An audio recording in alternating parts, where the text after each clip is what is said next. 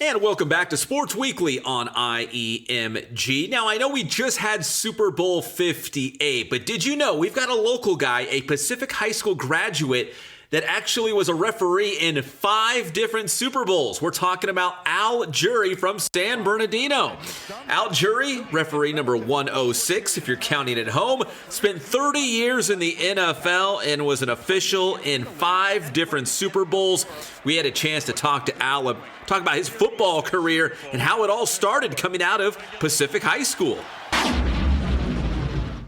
And now join us here on the show. He's a local guy from Pacific High School. He's officiated in 5 Super Bowls. It is Al Jury. And Al, listen, man, it's an honor to have a chance to talk to you about, the Super Bowls and football in general. But first, I was reading your Wikipedia and it said you were a four-sport athlete at Pacific High School. What sports did you play growing up in San Bernardino?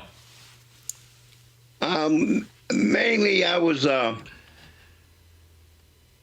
football, basketball, baseball, and I did a little track. I didn't do too much track.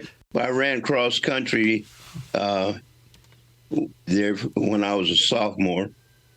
But I lettered in quite a few sports. My sophomore year, we had a D team that I think it still holds the record. We were like 25-0. Oh. Yeah, and one of the star players on our team was a guy by the name of Cesar Saraceres. He had a cousin named Sam Saraceres that played at San Bernardino High School football. Mm-hmm. And we grew up, Cesar and I were real close. He was an A student at Pacific. Yeah. So Al, after your playing days at Pacific High School, how soon after did you realize, hey, I want to be a referee, I want to be an official? Did you get started pretty early? Yeah, I graduated in 1959, and I went to Valley College, and I got started doing intramural sports. And one of the coaches there, football coaches at Valley, talked me into joining the association. I was 18 years old when I joined in 59. So, Al, we just had Super Bowl 58. So whenever there's a Super Bowl that rolls around, what kind of feelings, emotions, kind of flood back to you? Is there memories or certain things you think about because you were, obviously a longtime NFL official? Yeah, well, this was kind of a special Super Bowl because one of the officials wore my number, 106. His name was Patrick Hope. He's out of Florida now. I used to live in Baltimore. Patrick worked that game. He called me and told me that he had got the assignment.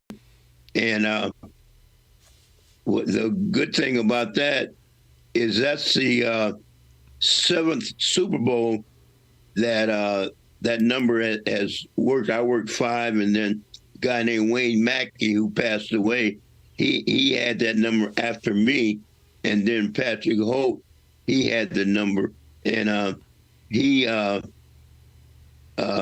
moved along pretty quick. He got a Super Bowl. I think he's only been in the league about 5 years, and he already worked the Super Bowl. So that number is kind of special. Actually, my first Super Bowl was Super Bowl 20, 38 years ago. And then my last Super Bowl was that one with the Rams and the Titans, where it shows me coming up short of the goal line on that. Yeah, Al, you know what? Because there's a lot of Rams fans here in San Bernardino and the Inland Empire.